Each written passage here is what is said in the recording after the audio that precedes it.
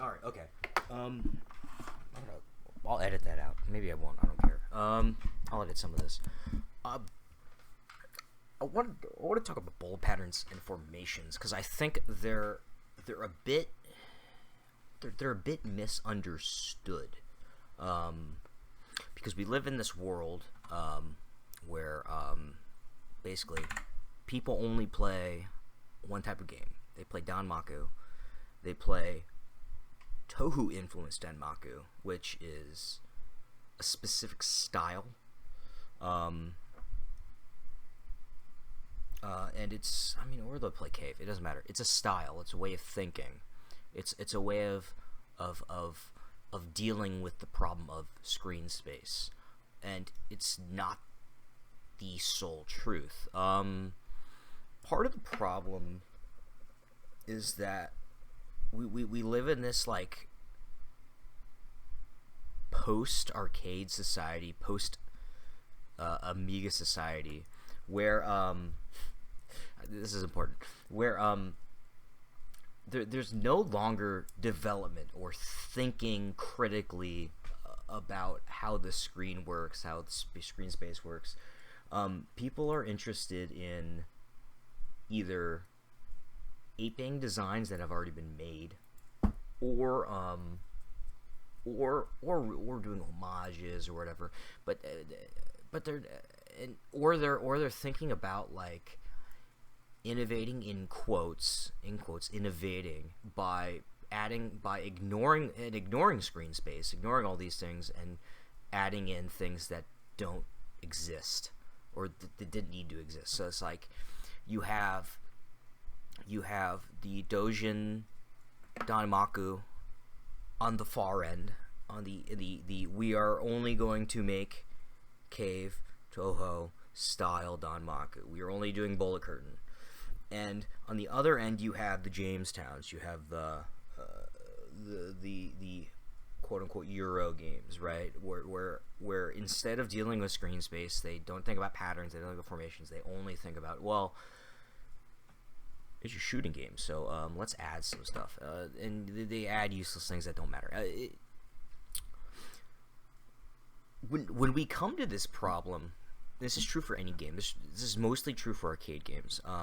I think as console games have started to move away from this way of thinking because they're more interested now in bullshit. They're more interested in narrative, in tacking on useless systems that don't mean anything.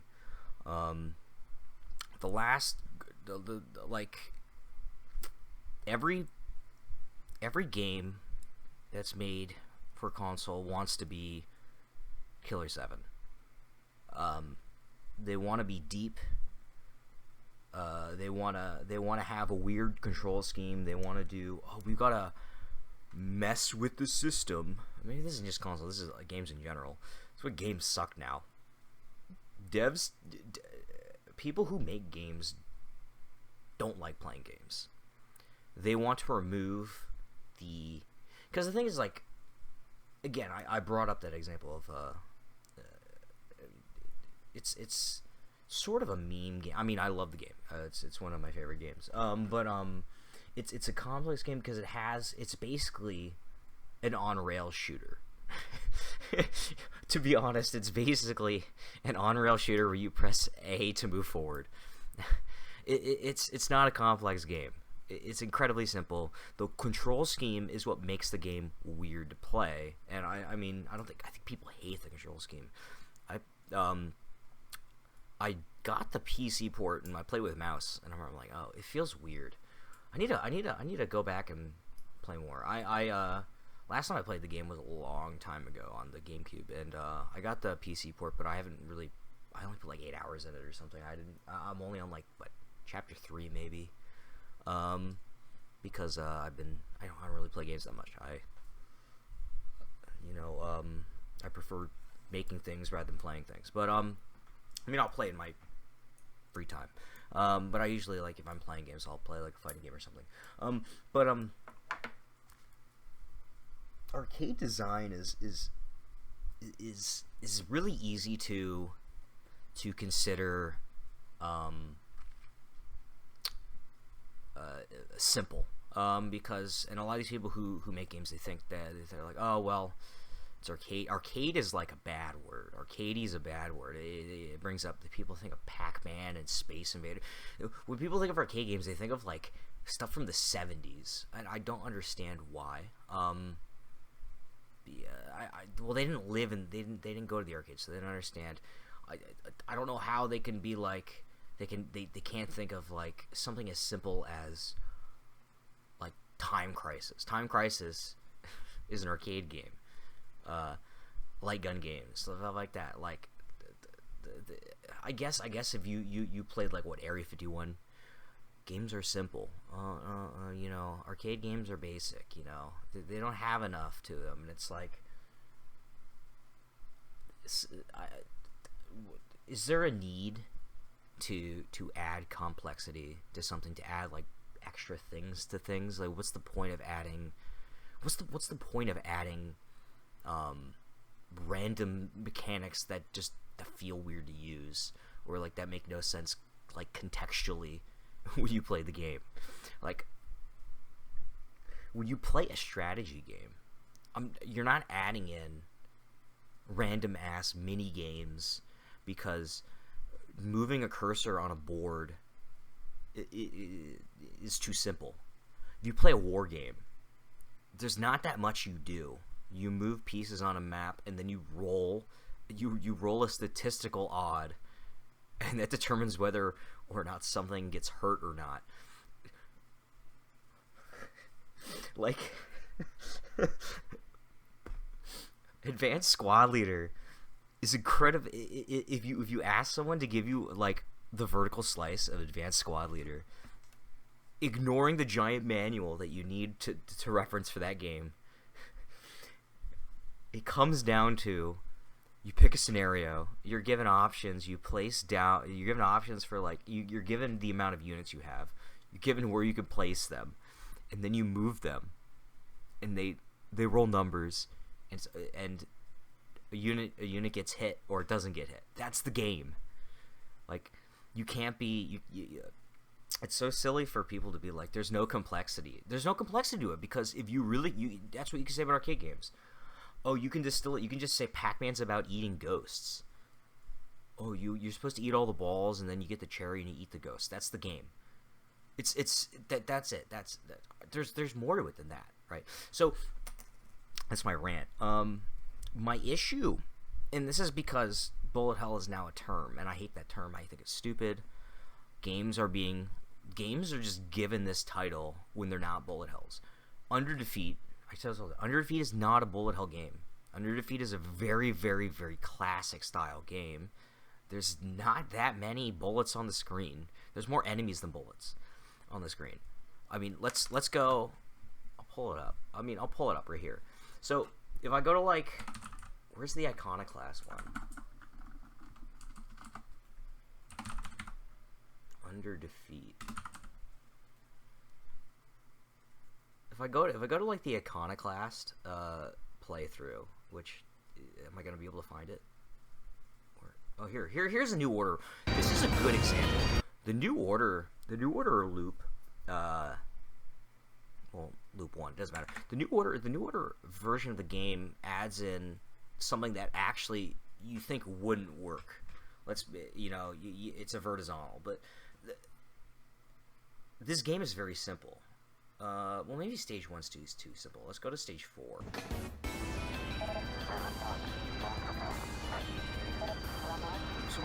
So look at the screen. So here's how the game works. You fire. New Order adds. I think New Order adds this in. You normally just fire like this.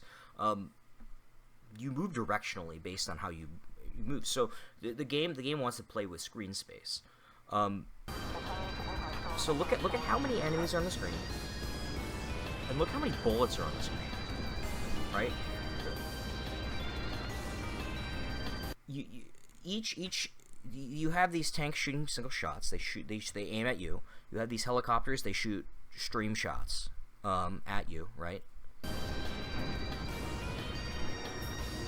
come up, they come down. The point of this game isn't to put a lot of bullets on screen. The point of this game is that you have this space. you have this mechanical system in which when you move, it rotates your helicopter. So the way the pattern in a bullet hell, so like we go to like Jamer's channel, I had this open for a reason. What game did he play? Actually, yeah, Dodonpachi is probably how we want it. We don't want the arrange. We want the normal version. Where is? Oh, see, this game is a good example of the problem of bullet hell. As a concept, but we'll talk about we'll just get DDP. I heard people didn't like the arranges, so I don't know. You see, so each of these bullets, the way this game works, and the way all bullet hells work, is that it's about, you have the 4x3 space, and here, yeah, that's fine. So in 4x3, you don't have that much screen space here, right? So you have this situation in which you have a body, you have you, make it red. You have you. This is you, and enemy formations work in a very specific way. So the fly in, usually like this, like they'll back and forth between the screen, because what the game wants you to do, the game wants you to go to get them, and then when you go fire on these guys, then these guys will show up, and then you're gonna want to move here. And then these guys show up, and you're going to want to move here. They want to keep you in a constant state of movement. It's very, very, very, very different than the older style of a lot of horizontal games, which are much more, they're slower paced.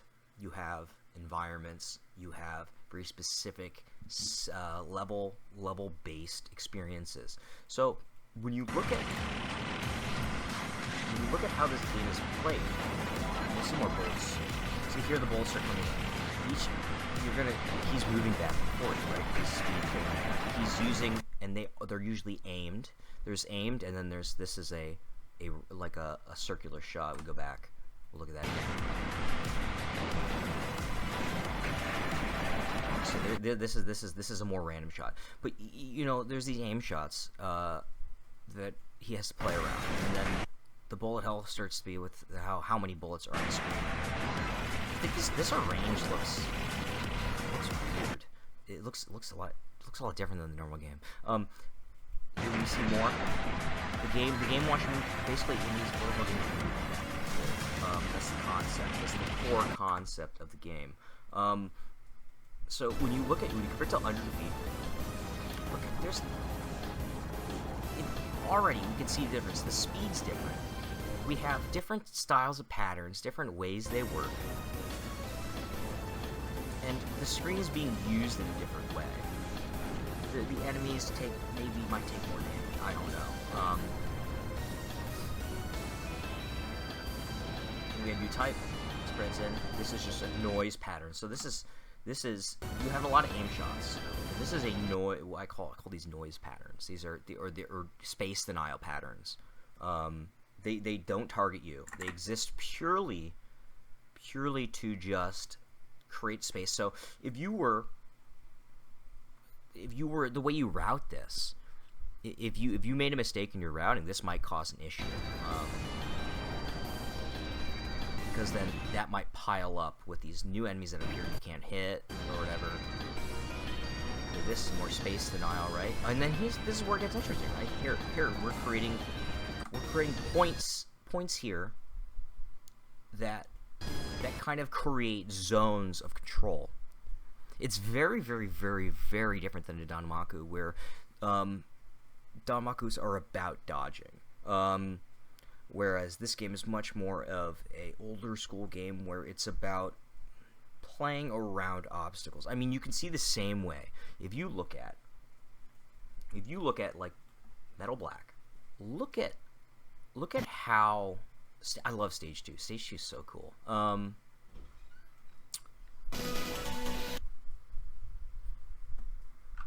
If you look at how this functions, right? These enemies exist purely. Let's go back a little bit. These enemies exist purely as a sort of a space. It's about playing around with space. So you have these rockets that come up behind you, and then these little guys here. They create spatial design. This is how a lot of older games are made. This is how, especially in horizontal games, this is how you think. It's very different from. We go to Sihkhondo. I have such an issue with this game. The idea of like 16 by 9. Or is it? No, it's 900. 900. Like, this concept is so bizarre to me.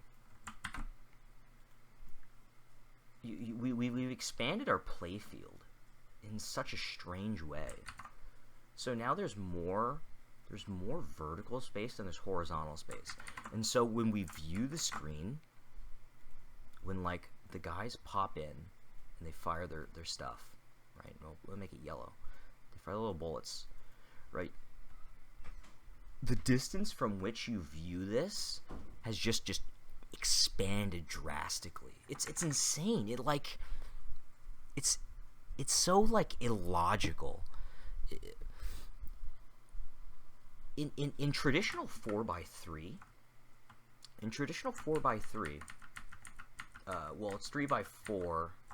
If you look at this, the way that the space is compacted, it's so easy to see when things pop up, right? So things pop up, they fly at you, right? It's easy to read this because the distance isn't that big. It makes things like DDP and all that where you can where you work with it. It makes more sense, because like the way you read the screen, they'll come at you, and you'll be able to like just instinctively like tap dodge your way through it because you can kind of get a feeling for the distance. When things are further away from you, it just feels like a clogged mess. Like look at like. This just doesn't look good. It just looks weird. And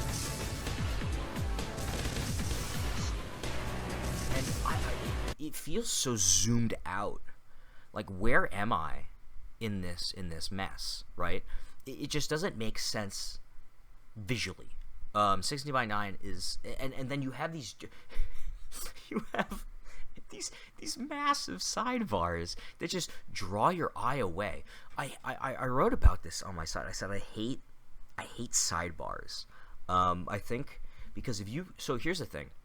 You're playing the game. You're looking at the center of the screen. What would you rather see?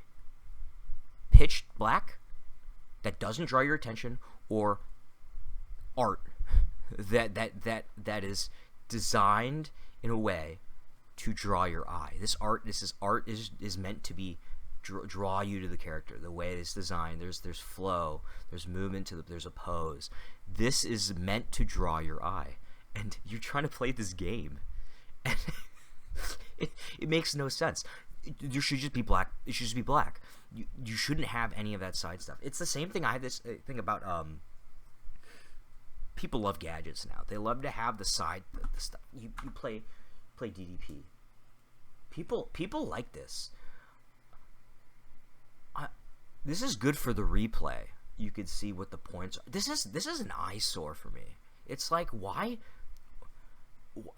I'm focused on the center of the screen. I'm focused here.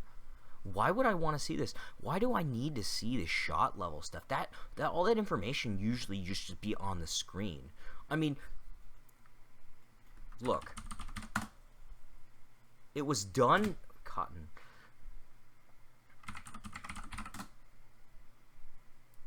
It was done correctly I'll let you too. This is fine. It was done correctly 20 years ago. You don't need gadgets. You have all of this information that's on the screen. You have the lives here. It's easy to see. You can glance at it. Experience your shot level right here. Your bombs. Your it's there. It was done. It was done well before. You didn't need to read. You didn't have to fix it. It's so annoying. We have to make things future-proof or something for some reason because, like, oh, everyone has bigger screens now. No. The game was fine like this. The game was fine like this. It didn't need to be 16:9. It didn't. Anyway, so I'm on a tangent. So I'm going to talk. This is actually we have caught up. So let's talk about the difference between danmaku and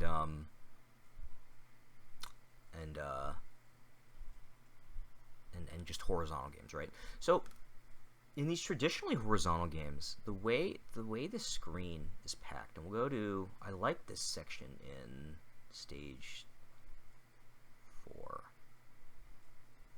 Is this 2 loop? Yeah, it is 2 loop. Okay. I like what's this stage. I love stage 3's boss. This is such a cool boss. This is something you can only get with this kind of boss. It's so fun. Let's go to. So in stage 4, we have this. So we have this thing. So in these games, danmaku exists because of the 3x4 aspect ratio of this 486/40. You can put more bullets on the screen because it's easier to read them coming down for a majority of people. If you're me, I can't read it that well. I much prefer seeing them come right to left, but that's like an outlier. Most people, it's easier to technically read it. I can understand. So you can't have a lot of bullets in these games. So what becomes more important is enemy formation and use of screen space. So you see here, the enemies come in. You'll see this in Thunder Force games. You'll see this in most games.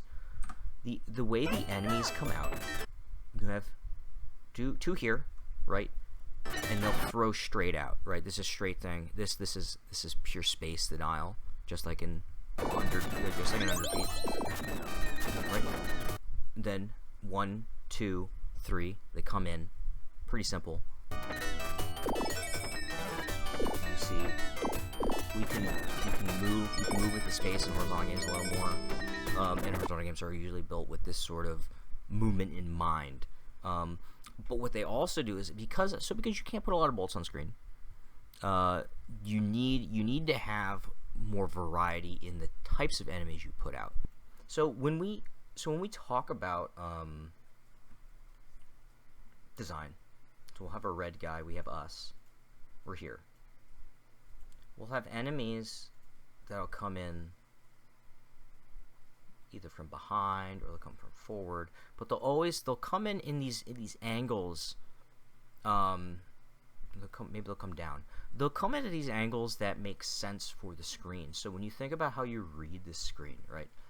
When I'm reading this screen, especially horizontal games, I'm not in the back at all that often, right? Because in these games, you're going to want to be more close to the center. You're going to want to think about, like,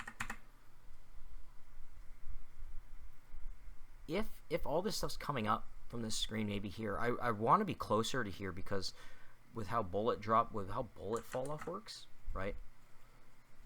You know, I only have a certain amount of bullets that I can be on the screen at once. So I want to be, instead of here, I want to be here because I want it to be faster.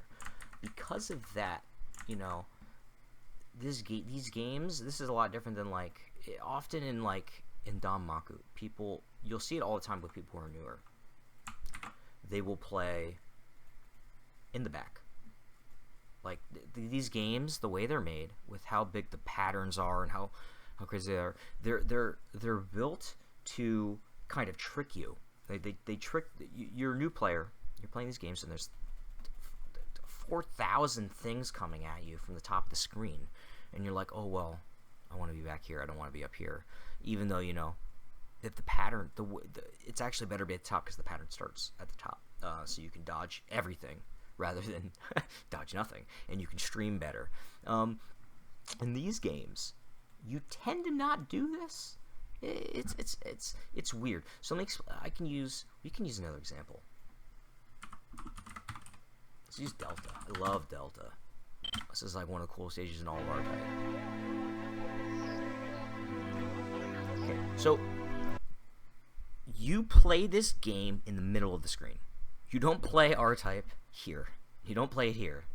You play R-Type because of how the ore works, because of your mechanics. You play it in the middle of the screen. The enemies are built according to this concept, right? So look at how everything comes together. And this makes it more interesting because of the way your shot works. You have to move a lot more in these kinds of games. So the enemies come down here, right? This is the and because your orb kills enemies. So the enemies can't be spawned in this left-right formation, right? They need to be more creative about where they spawn them, because if these guys just flew in like this, you could just use the orb and just kill them too. So see, okay, here's a good example. Oh, this is a great example. Okay. So again, when you move up, you have this is your weaponry, right? So the game has to think about, when they develop the game, they have to think about where are you going to be on the screen at any point in time. So if I'm playing this game and I'm here in the center, let's say, erase all this, right? If I'm here in the middle of the screen,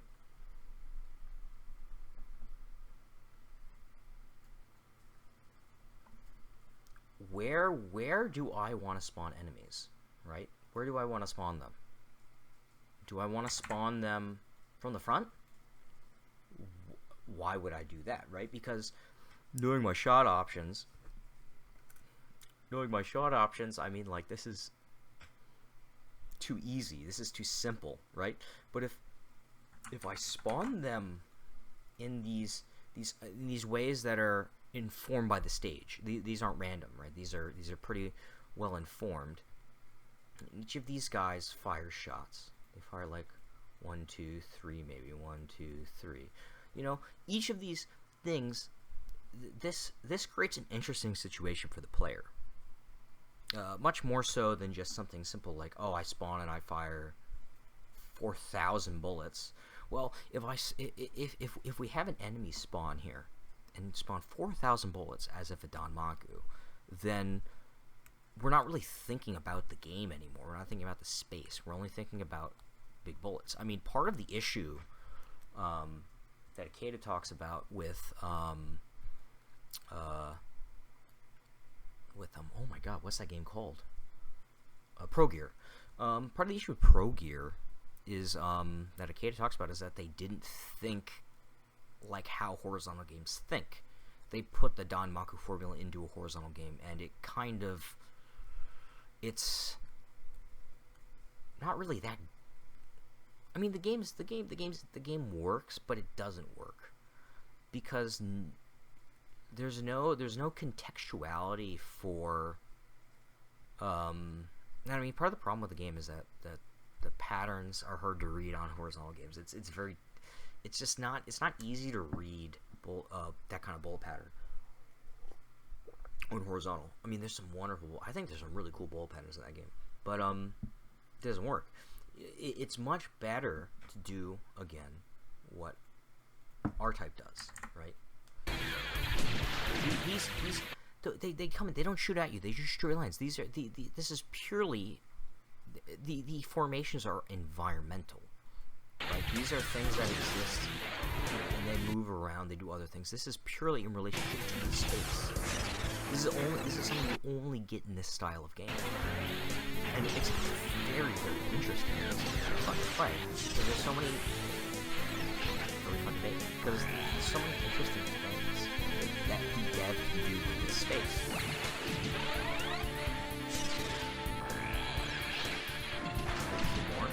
Shark tracking. A lot of space movement. Lasers moving. You never see this. If we go back to Sihkhondo. Look at this. Look at how boring this game is. It's just a bunch of bullets.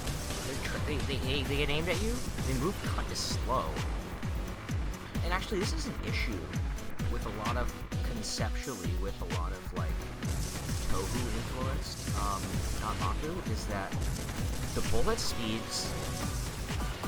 You know, like these games are made for bosses. These games aren't made for stages. These stages are always just like whatever. Oh, here's the boss. These games exist for this. And I mean, well, this is much more interesting, right? But like, look at what's on the screen. Look what's going on. There's so much stuff that's going on. There's so many interesting things that happen. You go back and look at the game.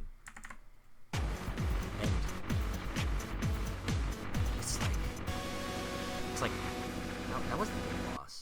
Okay, if you go back and look at the game. I mean, like, you're just like slowly moving across the screen. Now, the way these patterns can overlap can be interesting. There's some interest here. But for some reason, to me, if I look at Delta, right, if I look at this game, I mean, look at how much you have to, how much he's moving when he's playing this game. Look at how active he's playing. This type of, there's streaming or you know,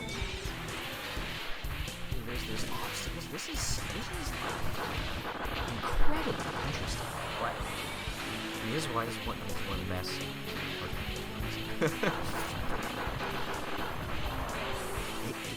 there's such a difference in the design philosophy. So when I'm thinking about, when you think about designing something, right? I'm just gonna take like 10 seconds for this to pop up.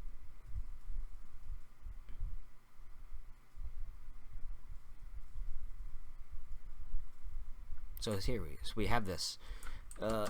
In the spirit, this wave, I'm still tweaking it. This is for stage 3. I'm still doing a lot of tweaks. But this wave comes in, and this is interesting. So if you have this situation, they fire these kinds of.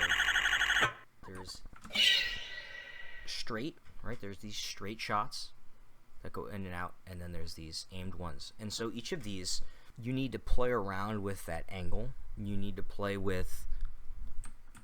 Again, I'll do an example of this. I'll pause. So here, right, so you want to play. You're trying to play with this angle here. So, in order to get the highest score possible, to get the laser, you need to hit this orb at this angle. And while you're trying to do that, it's firing like this and this. So it's kind of goading you. It's kind of creating a situation. It's creating an environment. And then there's these aim shots, and you know, you're firing while these are so you know, working around